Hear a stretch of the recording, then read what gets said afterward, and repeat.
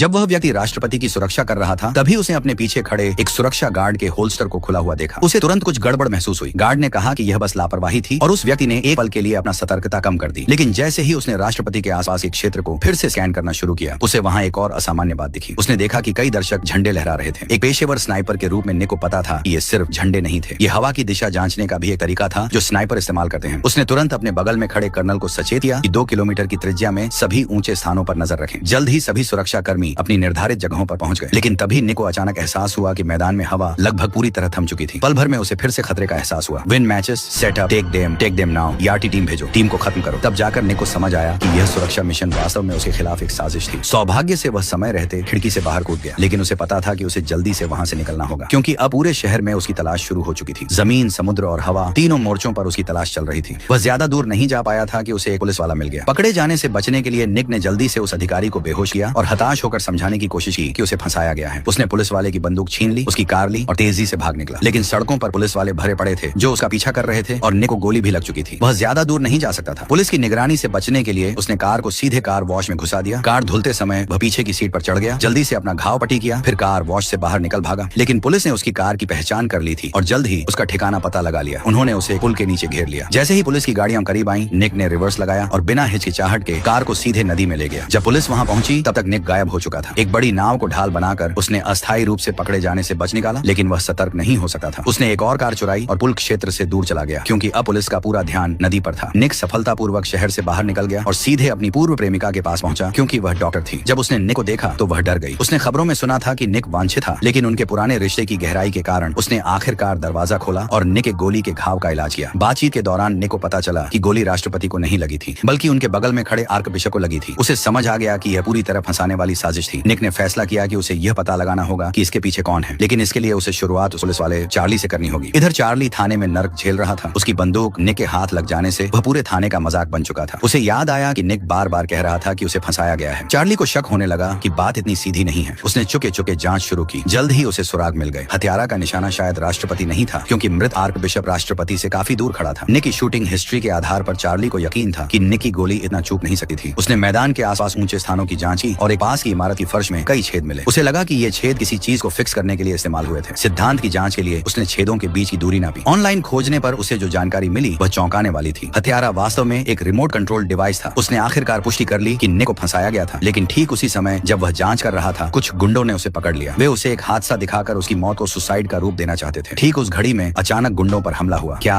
गोली चलाने वाला निक था? वह कई दिनों से चुपके चुपके चार्ली का पीछा कर रहा था और उसने उसे बचा लिया। दोनों में समझदारी हुई और उन्होंने मिलकर मास्टरमाइंड को ढूंढने का फैसला